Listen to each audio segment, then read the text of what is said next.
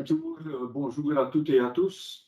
Un grand merci d'être présents si nombreux à ce webinaire qui porte sur l'évacuation. Et je suppose que vous avez tous reconnu la formule pour la surface d'un globe, d'une boule. J'ai utilisé cette formule justement parce que je vais essayer à travers 45 à 50 minutes maximum de vous montrer l'aspect évacuation tout azimut, mais sans aller en profondeur. Il est clair qu'en 45-50 minutes, on ne peut pas approfondir tous les sujets. Donc, je vise essentiellement à vous expliquer l'évacuation en cas d'incendie. D'autres évacuations, je m'imagine que vous pouvez tous extrapoler le cas d'incendie vers d'autres cas. Surtout un aperçu des paramètres, des cadres de réflexion, des modèles qui vous aident à améliorer, je l'espère, l'évacuation en cas d'incendie de vos organisations, de vos bâtiments, de vos immeubles. Et la présentation se termine avec quelques sources d'informations complémentaires, ainsi qu'avec mes coordonnées si jamais vous cherchez encore davantage des informations. Et comme vous allez le découvrir plus loin dans la présentation, cette présentation et l'évacuation, c'est un genre de course, si vous le désirez. Une course en 6 étapes. Dans ce cas-ci, je vais d'abord introduire le défi. On va parler de l'incendie et l'évacuation, des personnes en cas d'incendie, fort important, des aspects techniques de la protection contre l'incendie relatés à l'évacuation, évidemment, l'organisation et la stratégie, et on va clôturer avec le facteur temps. Et voilà, je ne vais pas trop tarder, le temps est limité, le défi, juste pour cadrer encore une fois clairement l'objectif de cette présentation. Donc on va parler de l'évacuation en cas d'incendie et d'une façon très très simple, quel est le défi des personnes d'un lieu dangereux vers un lieu sûr. Et je l'ai représenté graphiquement comme suite.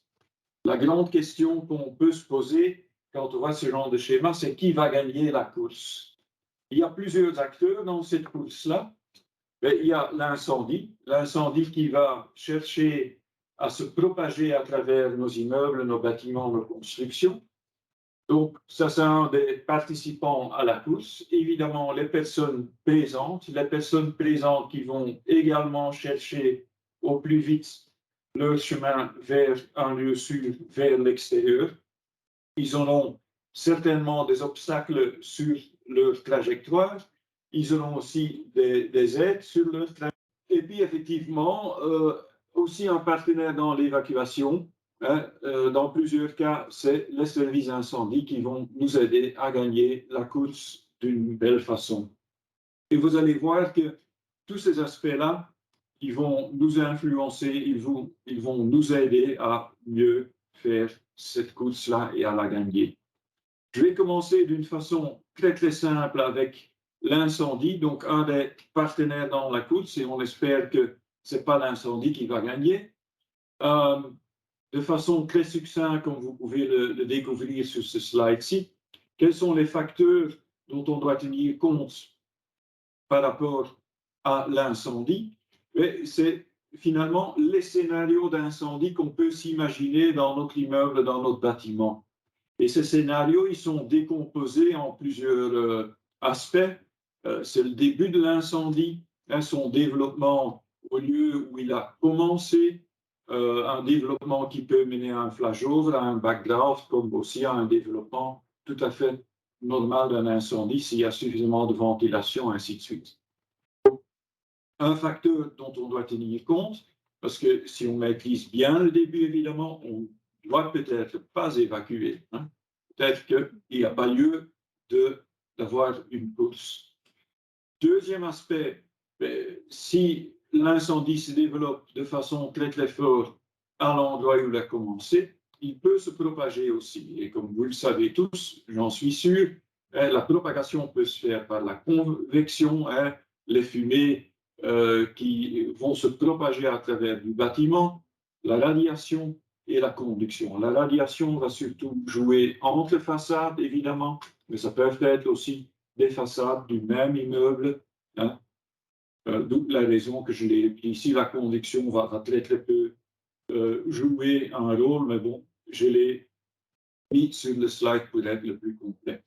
Et puis un facteur qui va être fort important pour l'évacuation, aussi bien comme risque hein, pour les personnes présentes, c'est les fumées évidemment, hein, et en partie aussi les flammes, mais c'est surtout les fumées qui vont tuer les gens hein, et qui seront vraiment nuisibles pour les personnes présentes.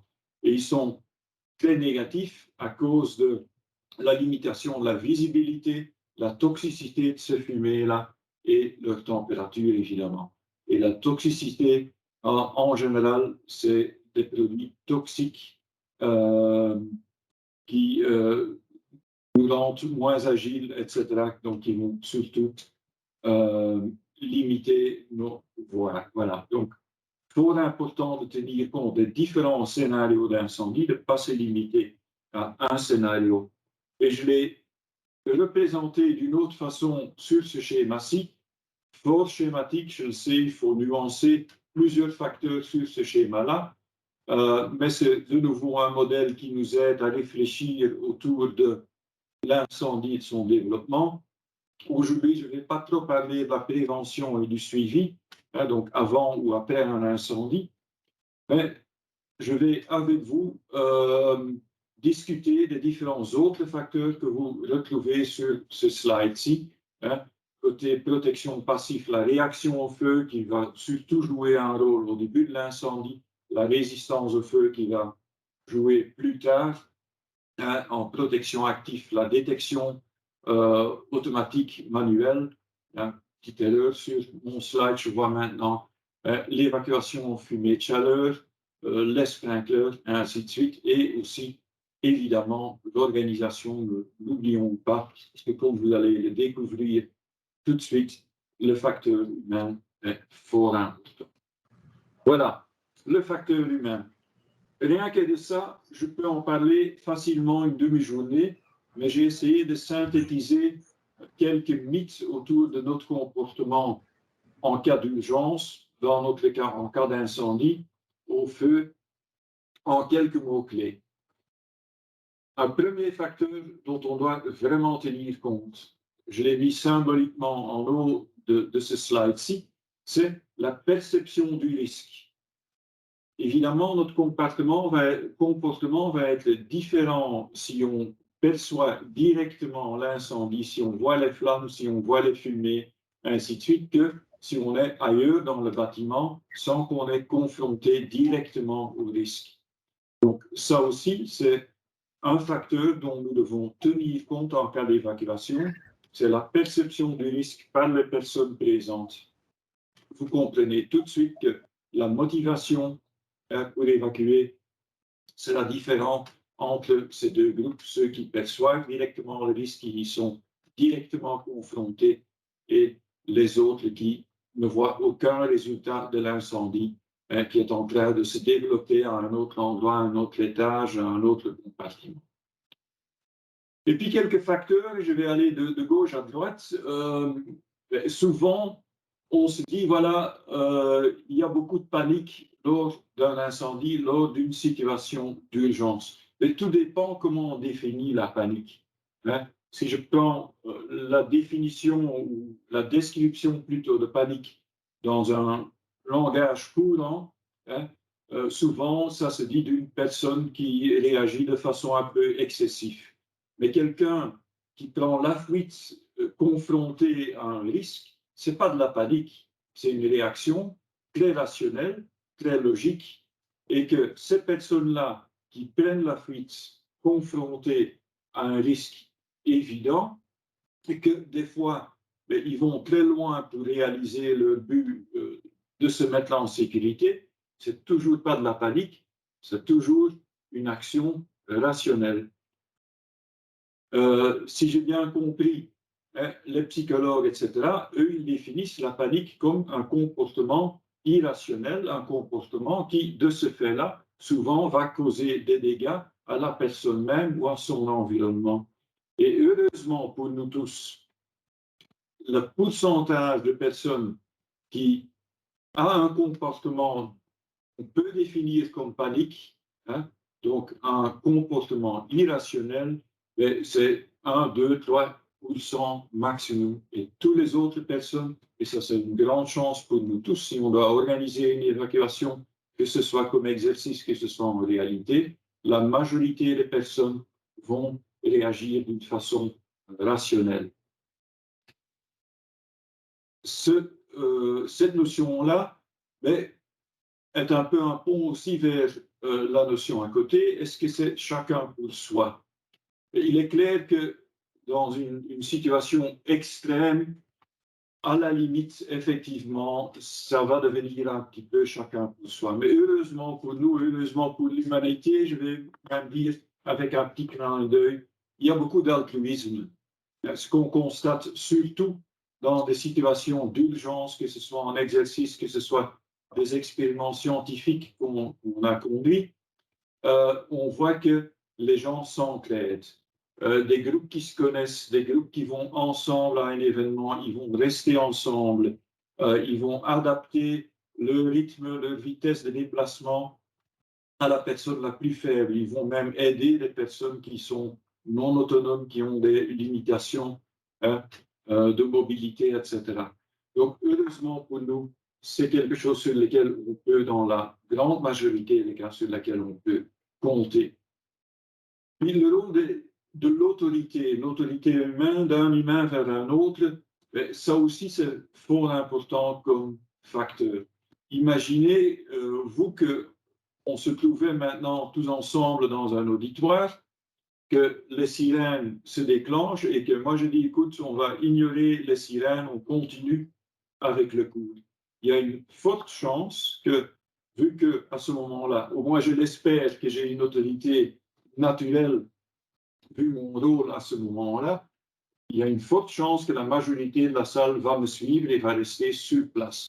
Donc ce genre d'effet joue aussi dans une entreprise, joue dans des tas d'organisations.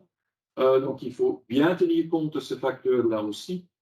Des exemples, encore un exemple péjoratif de membres du management, de la direction qui disent, écoute, les exercices d'évacuation, ce n'est pas pour nous, on continue notre réunion importante, et c'est vraiment des signaux fort négatifs dans une organisation. Il y a eu beaucoup d'études autour de ça aussi.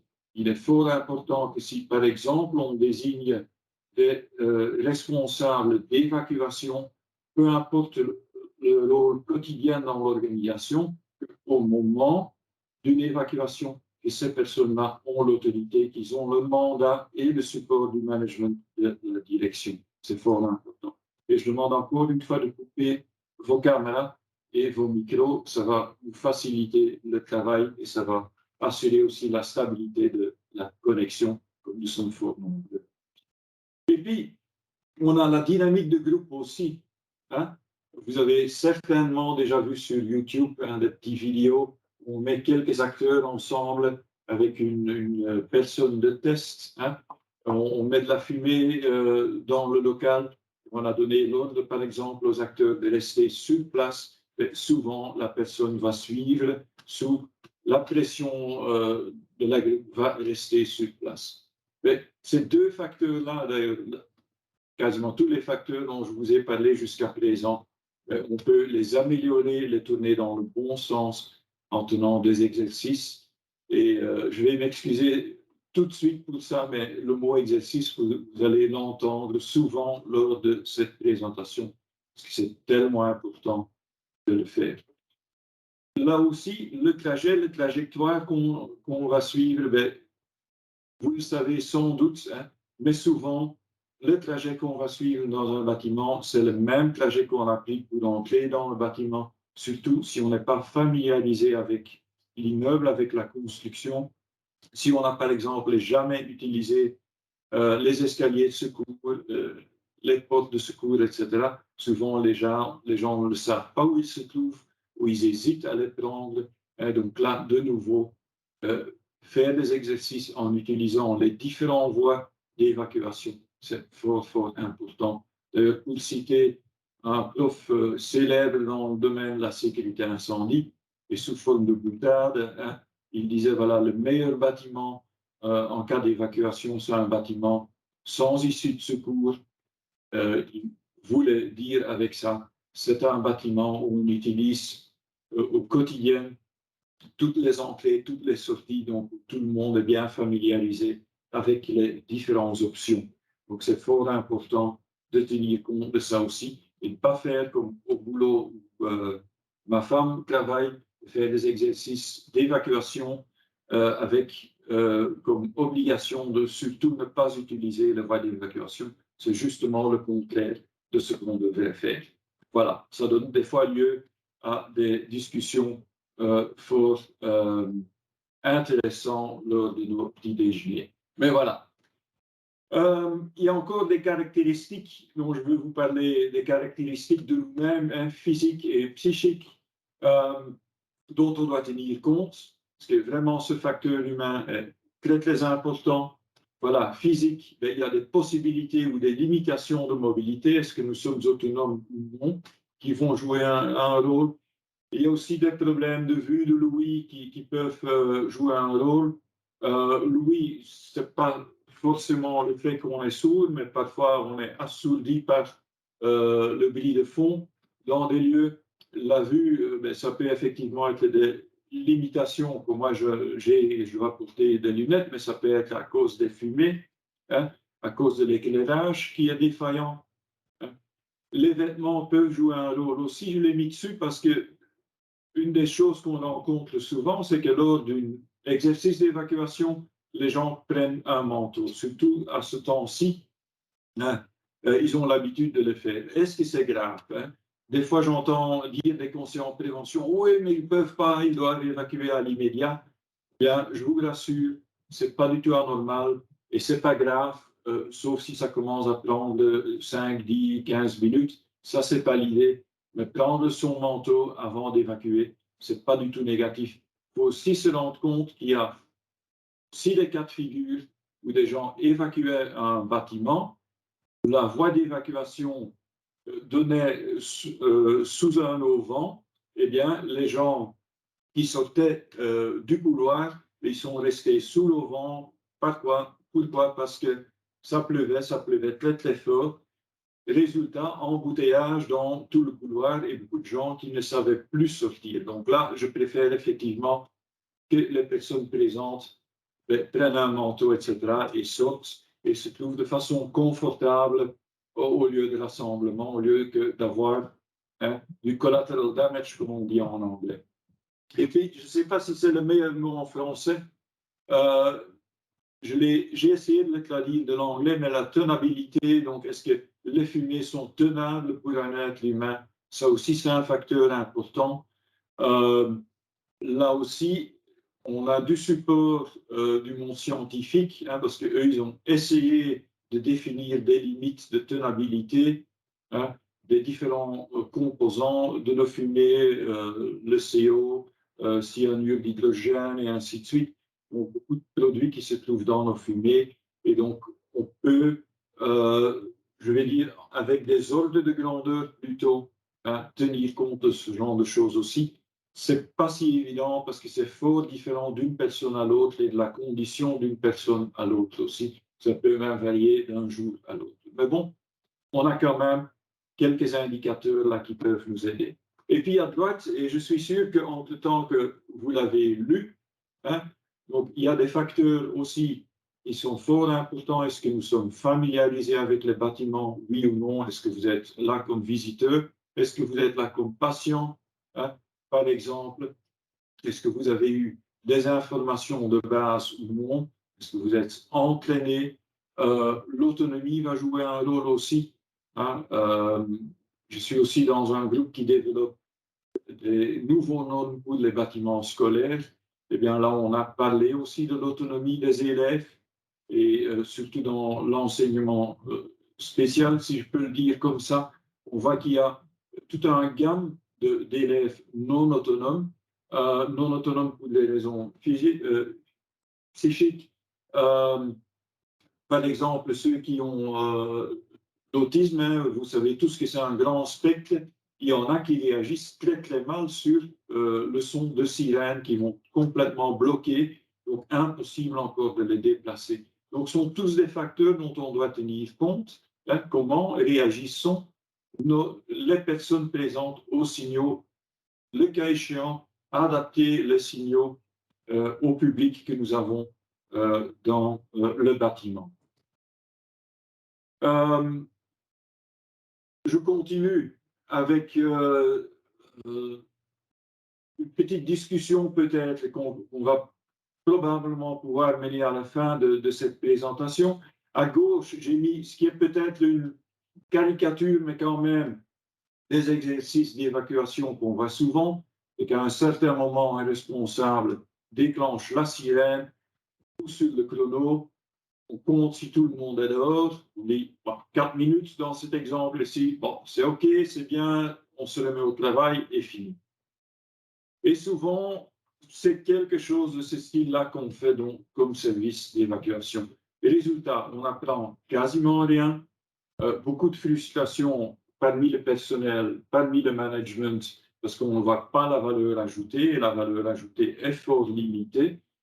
Eh bien, j'ai eu de la chance d'avoir pu donner cours pendant des dizaines d'années à des conseillers en prévention. Le problème a été soulevé à plusieurs reprises et souvent on en a débattu, on a tenu un débat hein, sur des meilleures solutions. Et voilà, je vous propose à droite de ce slide-ci quelques idées. L'alternative proposée tourne surtout autour d'un workshop, hein, d'un exercice plutôt pratique. On va par exemple dans un atelier, on rassemble les gens qui travaillent dans un atelier et on leur demande, voilà, où est-ce qu'on peut avoir un début d'incendie ou si on a un début d'incendie, qu'allez-vous faire, hein, quelles sont les différentes étapes que vous allez parcourir, qui va faire quoi, comment est-ce qu'on va pouvoir découvrir l'incendie, comment est-ce que vous allez vous organiser pour donner l'annonce, hein, l'appel au service incendie, l'alerte, l'alarme. Et donc, on va vraiment, avec les gens, parcourir l'ensemble du processus dès le début d'un incendie jusqu'au moment que tout le monde est à un endroit sûr, afin d'être sûr que toutes les étapes sont bien couvertes, que toutes les étapes sont bien comprises. Hein. Dans ce genre d'exercice, on peut aussi prendre en considération une première intervention, la chance de réussite ou non, une première intervention qui peut peut-être éviter une évacuation. N'oubliez pas l'accueil des pompiers qui est fort important également. Et dans le même processus, n'oubliez pas non plus la communication, parce que souvent après, surtout s'il y a eu un incendie, la presse peut se rendre sur place, mais même lors d'un exercice, c'est toujours mieux de se préparer à ça. Qu'est-ce qu'on va dire à la presse? Qui va prendre la parole? Quel sera le message? Et là, il faut penser, aux personnes présentes sur site, mais aussi à leurs familles qui peuvent voir le message, la communication via les médias, hein, vos clients, vos fournisseurs, etc. Donc, il est fort important de bien réfléchir à la communication après un sinistre, parce que c'est là que vous pouvez limiter les dégâts hein, pour votre organisation, pour votre entreprise. Et voilà, on va regarder un peu des aspects techniques maintenant. Et là, j'ai recyclé en partie supérieure de ce slide-ci les éléments dont on a déjà touché au début de cette présentation-là. Et j'ai chaque fois en dessous listé quelques éléments de protection à incendie qui peuvent nous aider à pallier aux défis qu'on a en haut de ce slide-là. Donc, au début d'un incendie, effectivement, on peut prendre des mesures préventives, on peut essayer d'éviter qu'il y ait un début d'incendie ou que la chance qu'il y ait un début d'incendie est fort limitée.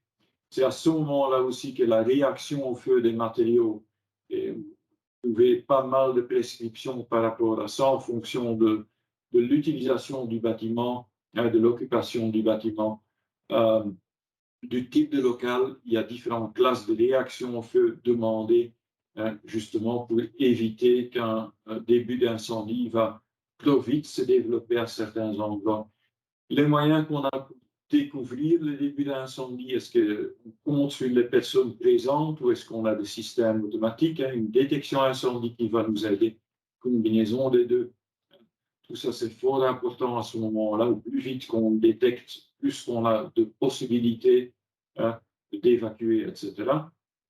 Dans la propagation de l'incendie à travers le bâtiment, j'ai pris quelques exemples parce qu'il y en a beaucoup, mais le compartimentage va jouer un rôle.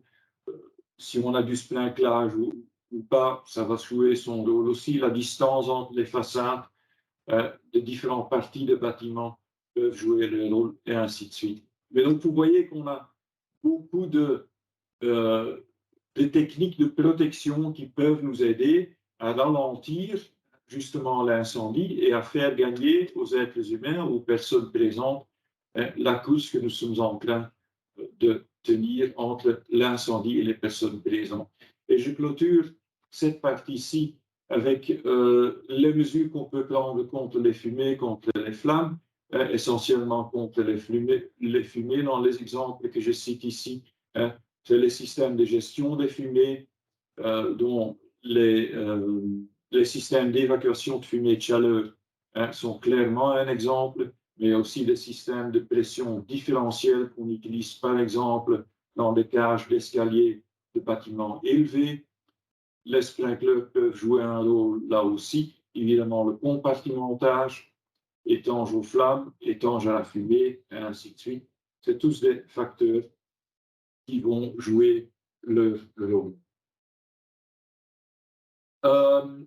Encore d'une autre perspective, la relation entre les techniques de protection incendie et l'évacuation, cette fois-ci, je l'ai scindé en mesures passives, mesures actives, signalisation et quelques caractéristiques des voies d'évacuation, avec en dessous quelques sources. Quand on regarde côté passif, et surtout si on va regarder les législations dont j'ai cité un exemple, l'arrêté ou la norme de base, il y a beaucoup de législation en Belgique, je peux quasiment dire malheureusement, parce que la législation est fort compliquée dans le domaine de la sécurité incendie. Mais la réaction au feu, la stabilité, la séparation, compartimentage, donc, que j'ai appelé ici encloisonné de coupe-feu, c'est fort important. Et de plus en plus, on va aussi utiliser le terme étanche aux fumées, c'est le facteur S pour ceux qui ne connaissent pas. Donc, qui s'ajoute dans certains cas essentiellement dans les bâtiments élevés, aussi dans certains établissements de soins au facteur E et I, qu'on utilise par exemple pour des portes. Côté actif, j'ai de nouveau listé donc, la découverte, l'annonce, le message vers le service d'incendie, l'alerte, l'alarme, ce qui est le signal d'évacuation, le signal d'alarme d'évacuation, la gestion des fumées et le sprinklage. Et là, je peux faire référence à une code de bonne pratique que Fireforum a publié sur l'annonce, l'alerte et l'alarme. Je compte avec un groupe de travail actualiser ce code de bonne pratique l'année prochaine parce qu'il y a eu des changements sur le plan législatif entre autres et puis on a eu pas mal de feedback qui vont nous aider à améliorer davantage ce document-là. Nous avons entre-temps aussi un projet de code de bonne pratique pour la gestion de fumée dite résidentielle. Ça, c'est plutôt le résultat d'une étude scientifique qui a été menée par les autorités responsables pour les établissements de soins en Flandre qui ont fait une étude autour d'architecture plutôt ouverte que l'architecture traditionnelle, couloir, chambre. Et suite à ça, on a décidé, avec beaucoup de parties prenantes, à traduire les résultats de ces études scientifiques dans un concept pratique et réalisable pour la gestion des fumées dans ce genre d'architecture, ce genre d'établissement. Puis la signalisation de la voie d'évacuation est fort important. Il y a l'éclairage secours, il y a les pictogrammes. On peut utiliser aussi des pictogrammes fluorescents qui sont certainement une valeur ajoutée dans certains cas en complément de l'éclairage secours pour les remplacer à certains endroits pour renforcer le message. Vous trouvez en dessous aussi plusieurs références. La référence la plus importante, c'est le chapitre du Code sur le bien-être au travail qui parle de la signalisation, qui est d'ailleurs le résultat de la transposition d'une directive européenne dans ce domaine-là. J'ai cité aussi deux normes qui sont fort importantes, l'ISO 7010. Là aussi, l'SPF du travail formule une explication par rapport à l'utilisation de cette norme-là aussi. Le ISO 16069, encore trop peu connu, à mon avis, en Belgique, mais fort utile, qui vous donne un guide aussi pour mieux signaler vos voies d'évacuation. Et puis, nous avons aussi un code de bonne pratique éclairage secours. Et là aussi, vous pouvez vous attendre à une nouvelle version fort améliorée début de l'année prochaine. Et puis, les voies d'évacuation, de nouveau, je m'imagine que vous l'avez lu entre-temps, mais là, on parle essentiellement de la capacité formulée en longueur, en largeur, les différences d'auteurs. On peut parler des escaliers, dans certains cas même des ascenseurs. Il y a des ascenseurs pompiers, il y a même des ascenseurs évacuation. Et à ma connaissance, la dernière fois que j'ai consulté le secteur des installateurs fabricants d'ascenseurs, je ne pense pas qu'il y a en Belgique à ce moment-ci un ascenseur d'évacuation conforme à la norme européenne irréférent installé en Belgique, mais c'est que ça existe.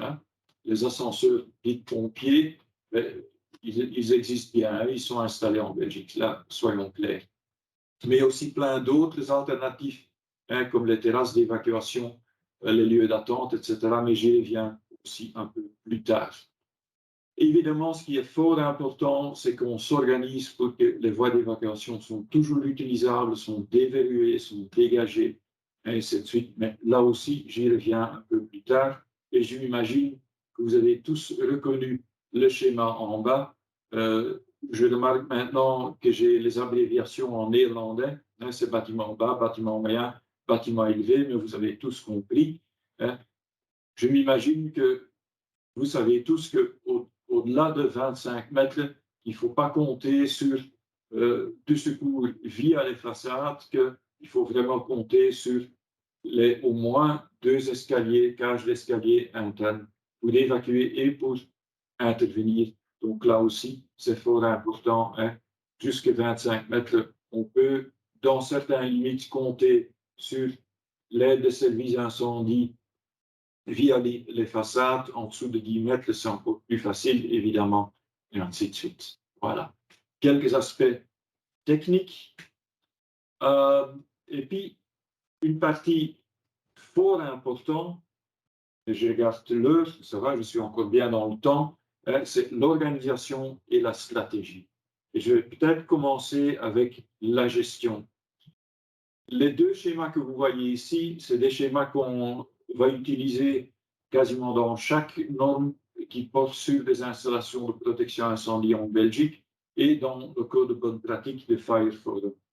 Le schéma que vous voyez à gauche était publié pour la première fois dans le NBNS 2100-1 sur la détection incendie, mais entre-temps, on va l'intégrer, on l'a déjà intégré dans les normes pour les systèmes d'évacuation vocale.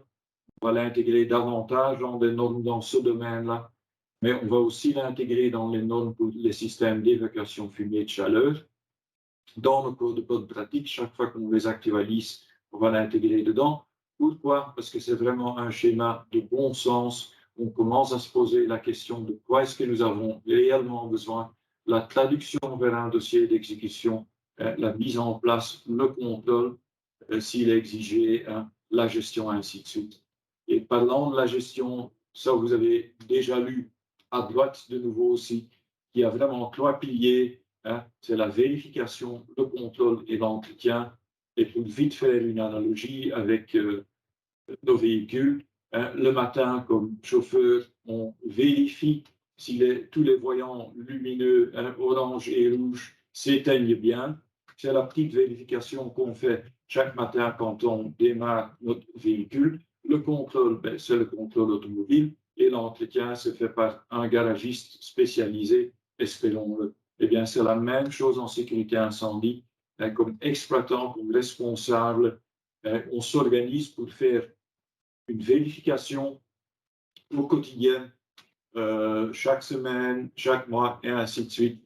Hein, vraiment bien balancé par rapport aux installations qu'on utilise. On organise les contrôles réglementaires et on organise un entretien correct de nos différentes installations.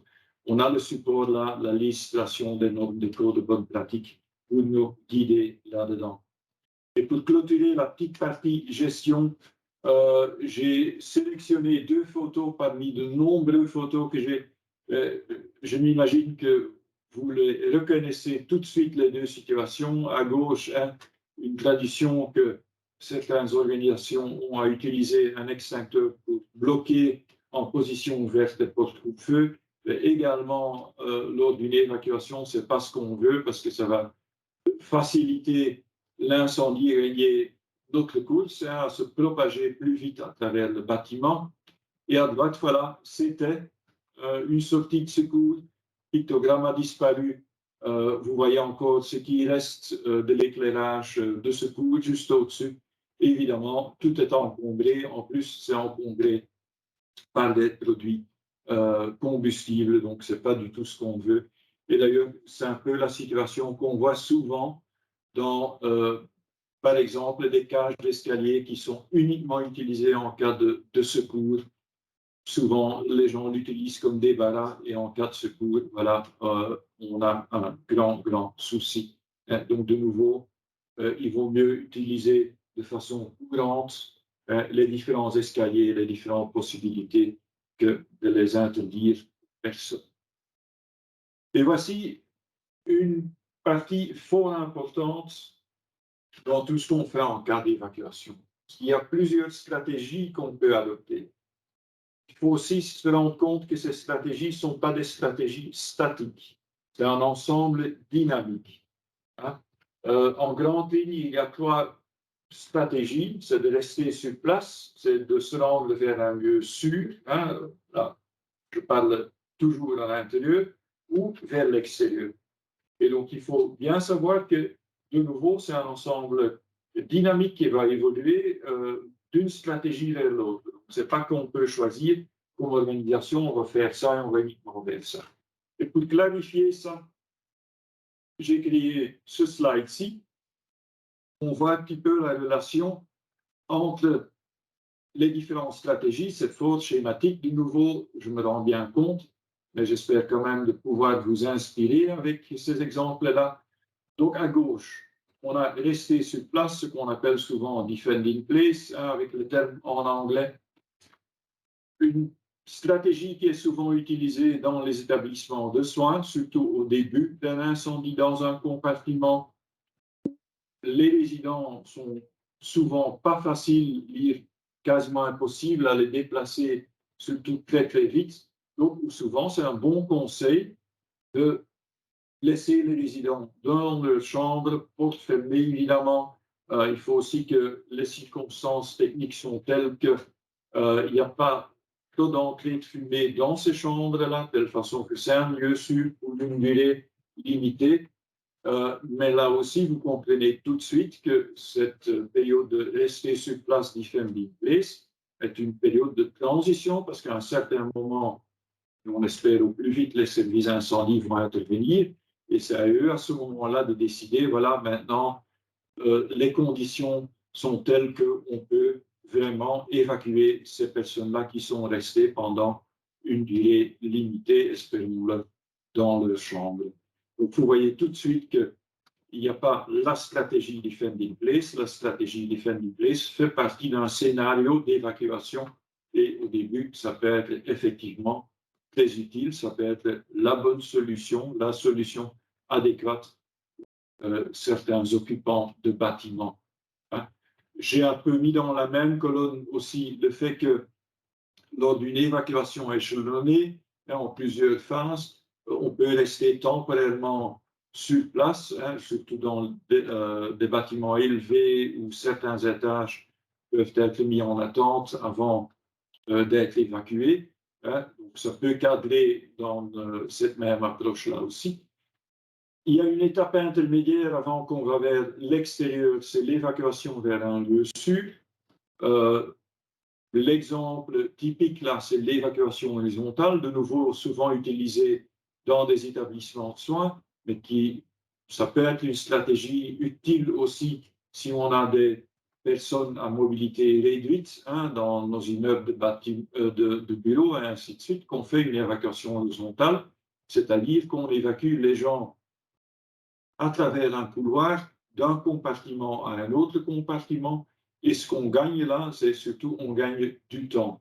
Si tout est bien fait, si le compartimentage est bien réalisé, si toutes les autres mesures sont bien mises en place et fonctionnent correctement, voilà, on gagne du temps. Là aussi, vous allez trouver, je l'ai renseigné dans le dernier slide avec les sources, il y a une interprétation de l'expert de l'intérieur sur l'évacuation des personnes à mobilité réduite. Et là, on parle aussi d'une évacuation vers une ouverture à la façade ou vers une terrasse d'attente. Et à cet endroit-là, les services d'incendie peuvent venir chercher les gens et les évacuer via cette voie-là. Dans certains cas, on parle aussi de zones de refuge, par exemple des paliers d'escalier ou d'ascenseurs qui sont à ce moment-là suffisamment larges pour accueillir temporairement des personnes à mobilité réduite. Je ne l'ai pas encore vu en Belgique, mais à l'étranger, certains immeubles de grande hauteur ont carrément des étages de refuge qui protègent les gens de nouveau pendant une durée limitée. À un certain étage où il n'y a quasiment pas de charge combustible, qui sont fort ventilés, ainsi de suite, pour protéger un certain temps les personnes qui cherchent le secours à cet endroit-là. Évidemment, la fuite, l'évacuation via un compartiment adjacent, ce qu'on fait par exemple dans le cadre de bâtiments industriels, c'est aussi une de ces étapes intermédiaires vers l'extérieur. De nouveau, on gagne du temps. On peut quasiment dire que c'est une variante sur l'évacuation horizontale. Et puis vers l'extérieur, même là aussi, on a plusieurs options. Une évacuation simultanée de l'ensemble du bâtiment, soit échelonnée. Là aussi, et de nouveau, typiquement pour les États-Unis et d'autres pays avec beaucoup de bâtiments élevés ou voire très élevés, on a des scénarios. On commence avec l'étage qui est touché par l'incendie, ainsi que les deux étages au-dessus et l'étage en dessous. Et puis, en plusieurs phases, on va commencer l'évacuation des autres étages. Donc là aussi, il y a des possibilités. Tout dépend de la capacité des cages d'escalier, ainsi de suite. Mais voilà quelques options que vous avez. Et puis, je termine avec le lieu de rassemblement. Il faut que ce soit un lieu sûr. Vérifiez bien la distance. Il ne faut pas que les gens, au lieu de rassemblement, ont des risques, par exemple, par la radiation de l'incendie, par des débris qui tombent des façades, etc. Dans certains cas, il faut tenir compte de la direction du vent. Donc, il faut peut-être prévoir plusieurs lieux de rassemblement en fonction des directions de vent possibles. Tenir aussi compte des risques de la voie publique. Peut-être qu'il faut, dans votre équipe d'évacuation aussi, il faut avoir des gens qui gèrent la circulation, qui arrêtent plutôt la circulation sur la voie publique. Il faut aussi penser à l'éclairage secours.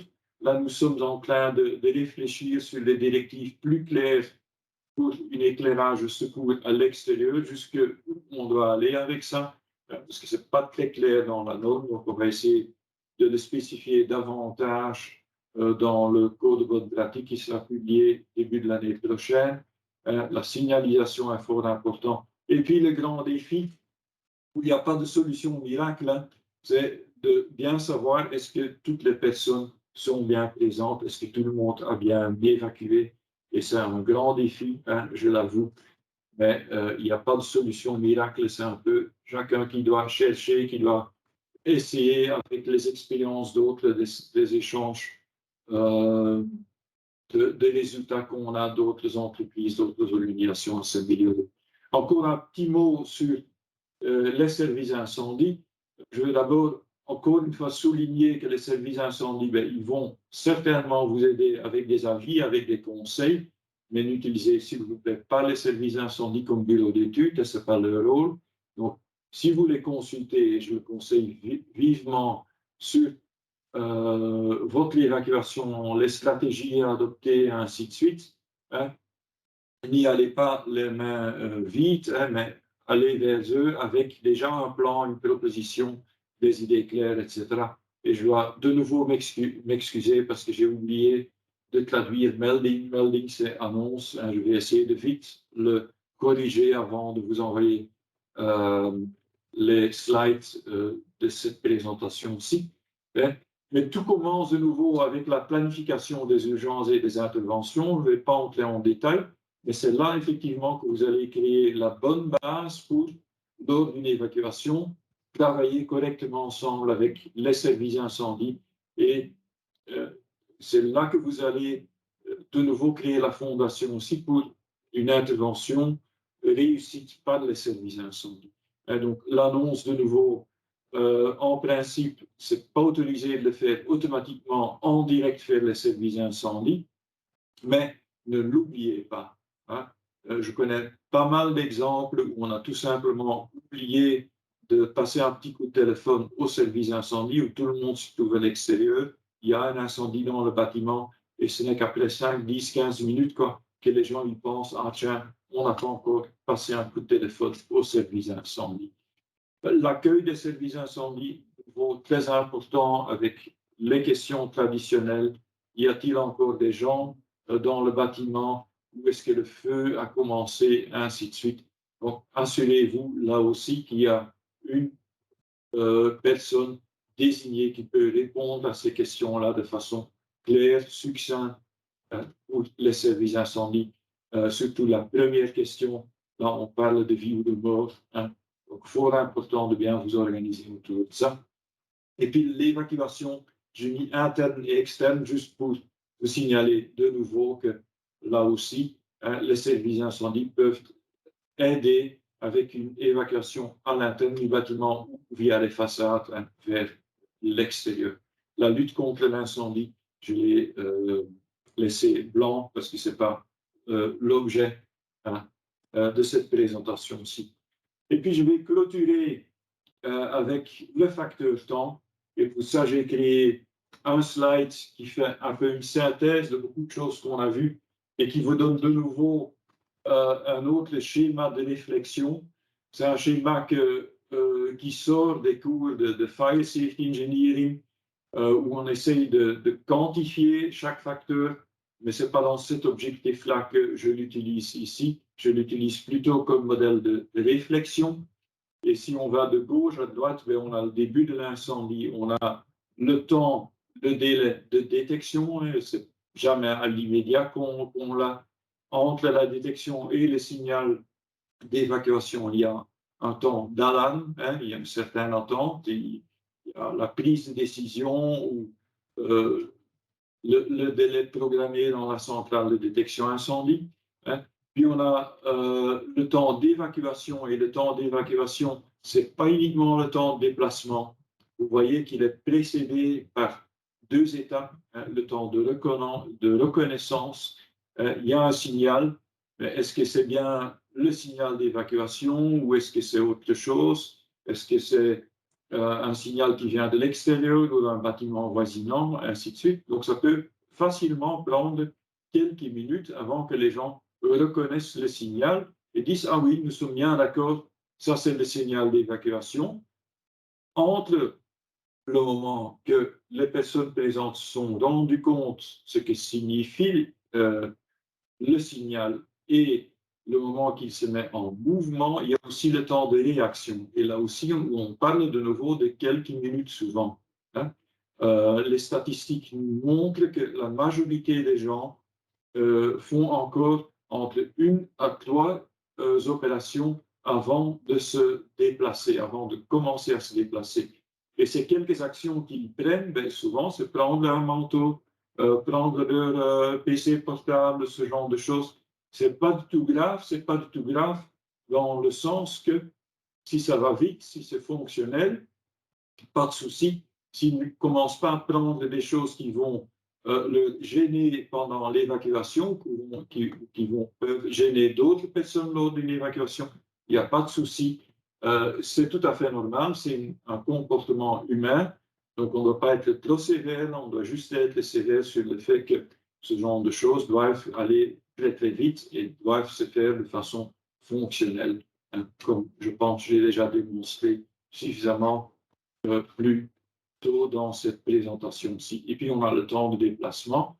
Évidemment, on veut garder une bonne marge de sécurité par rapport à la limite de tenabilité. Hein. Là, je reviens de nouveau avec cette notion de les conditions tenables ou pas tenables pour un être humain dans des circonstances d'incendie.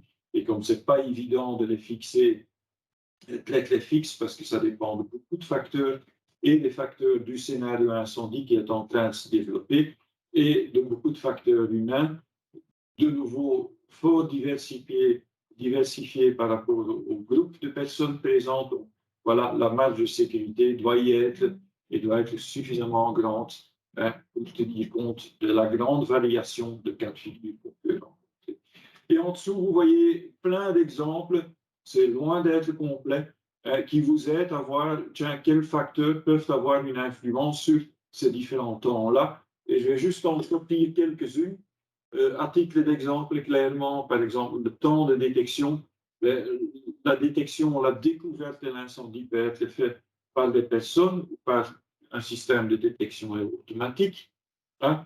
Il y a des facteurs qui vont nous aider. Est-ce qu'il y a des personnes présentes? Est-ce qu'ils ont un bon vue sur l'ensemble, oui ou non? Hein. Le temps d'alarme, est-ce qu'on compte sur la décision par des personnes avant de déclencher le signal d'évacuation? Des fois, ça peut être aussi, ça peut ralentir le processus. Hein. Ça peut être notre système d'évacuation qui joue un rôle là, que ça va se déclencher automatique après quelques minutes s'il n'y a pas de réaction. Puis vous voyez aussi que le temps d'évacuation va être fort influencé par les exercices que nous faisons. Là aussi, il y a vraiment des preuves scientifiques. Plus qu'on fait des exercices et des bons exercices, mieux, plus qu'on va améliorer justement ce temps-là et qu'on va donc augmenter la chance de gagner la course. À titre d'exemple aussi, le temps de reconnaissance et le temps de réaction peut être amélioré en utilisant des systèmes d'alarme vocale au lieu de sirène. Nouveau, ça dépend du public qu'on a, ça dépend aussi de l'entraînement de ce public-là. Hein. C'est juste quelques exemples. Et je pense que le reste, vu le temps que vous pouvez le découvrir facilement à votre aise, et voilà, si jamais vous avez des suggestions là-dessus pour compléter le schéma, vous pouvez toujours les donner. Je vais quand même vous laisser aussi un peu de temps maintenant pour répondre à cette question: qui gagne la course chez vous, ou plutôt dans un sens plus large. Est-ce que vous avez des questions? Est-ce que vous avez des remarques ou des contributions? C'est pour ça aussi que je suis heureux que mon collègue Sarah est là. Je suppose qu'elle a essayé de suivre les nombreux messages dans le chat. Sarah, est-ce qu'il y a des questions qui en sortent? Oui, oui, oui. On avait une question de Catherine Bellemans.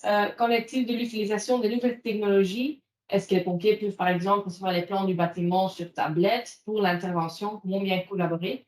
Et Blaise Vanu a déjà répondu là-dessus qu'à Liège, on peut demander au service prévention des pompiers, le FIP, c'est un petit dossier qu'on leur donne à l'avance pour être plus efficace. Je ne sais pas s'il existe d'autres choses déjà. Oui, mais effectivement, il y a une entreprise en Belgique qui s'est spécialisée là-dedans, donc a créé des plans d'intervention, des plans de secours digital qui ont un accord avec pas mal de zones de secours.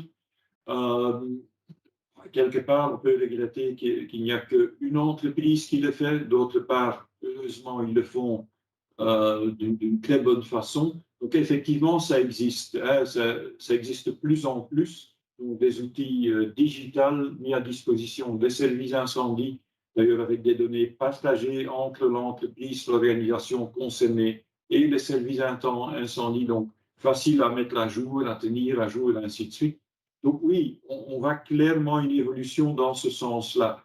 Vous parlez des nouvelles technologies, il y a même une zone de secours où au début d'un incendie, dès qu'on a l'annonce, hein, l'appel d'un incendie, et surtout pour des endroits ou des bâtiments sensibles, hein, on envoie tout de suite un drone qui sera sur les lieux avant les véhicules des services incendie et qui va informer via des images vidéo et infrarouges, donc en visuel et en infrarouge, les pompiers en cours de route, hein, de la situation sur place, de telle façon qu'en arrivant, qu'ils ont déjà une idée de ce qui se passe sur place, hein, via les images de ce drone-là. Donc, effectivement, on voit qu'il y a clairement une évolution dans ce sens-là. Et je peux encore longtemps en parler, mais je vais surtout écouter maintenant Sarah s'il y a d'autres points. C'est aussi une question qui est revenue le mercredi. Qu'est-ce qu'on fait maintenant avec le télétravail? Pas tous les évacuateurs sont sur place. Comment est-ce qu'on peut le gérer de manière efficace aussi pour les parkings, où il y a peu de personnel présent? Oui, mais effectivement, c'est un grand défi et je ne vais pas vous le dire, hein, il n'y a pas de solution miracle de nouveau.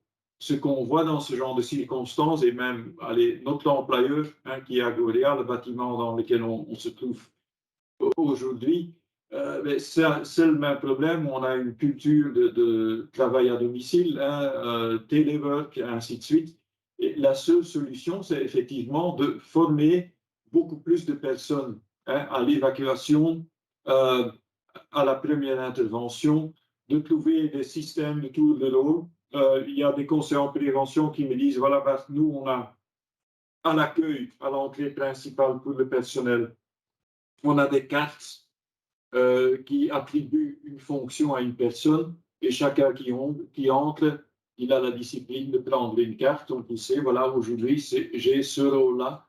Mais bon, est-ce que ça, c'est la solution miracle? Dans certaines organisations, oui, ça va fonctionner. Ça dépend de la culture de l'entreprise, de l'utilisation. Donc, je pense que face à ce genre de défi, on doit être créatif. On doit surtout chaque fois bien regarder quel est le résultat qu'on veut obtenir et puis mettre effectivement les mesures qui s'imposent. Et désolé, mais on ne peut pas remplacer comme ça les responsables d'évacuation, première intervention, hein, sans y investir. Voilà. J'ai aussi Isabelle Meunier qui demande, elle voudrait savoir en combien de temps un immeuble moyen est-il évacué de manière efficace. Ils ont fait un exercice incendie, ils ont mis 6 minutes 25 pour évacuer 200 personnes. Le service d'intervention leur a dit que c'est trop long. Qu'est-ce que nous on Oh, j'hésite toujours à répondre à ce genre de questions dans le sens que le nombre de minutes, allez, surtout, je pense que le slide que vous voyez là aussi, ça dépend beaucoup des scénarios incendies. Hein?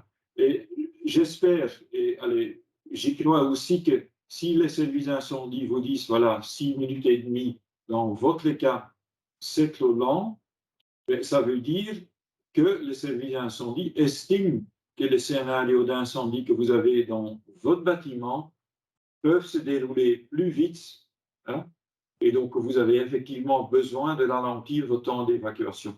De nouveau, il y a peut-être des autres solutions, hein.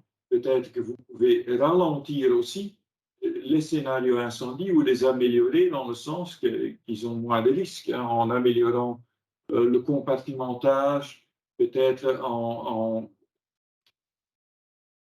améliorant la capacité de voie d'évacuation, que ces jeux. Hein. Donc, je pense qu'on a. Allez, c'est pour ça que j'ai utilisé cette présentation-là aussi.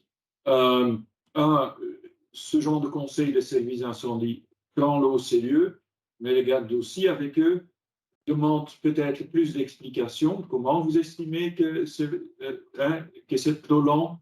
Où sont les facteurs où on peut intervenir? soit dans le temps d'évacuation, soit dans le ralentissement, si vous le voulez, de l'incendie même. Voilà, quelques idées. J'ai aussi une question, et je pense que c'est intéressant comme on a beaucoup d'écoles qui sont présentes. Les conseils qu'on peut donner concernant l'évacuation dans les écoles, surtout en présence des maternelles, des enfants et tout ça. Oui. Est-ce qu'on a des conseils là-dessus? Oui. Pardonnez-moi de mon grand sourire, mais souvent, quand j'ai cette question-là, je donne le conseil de regarder une documentaire américain et vous allez tout de suite comprendre pourquoi j'ai le sourire. Vous connaissez peut-être le film Kindergartenkopf avec Arnold Schwarzenegger, si je ne me trompe. Allez, c'est effectivement un film comique, mais pourquoi est-ce que j'y pense souvent quand j'ai ce genre de questions? Parce que ce qu'on voit là de façon humoristique, hein, c'est que lui aussi, il fait des exercices avec les petits enfants, et là de nouveau, ça fonctionne.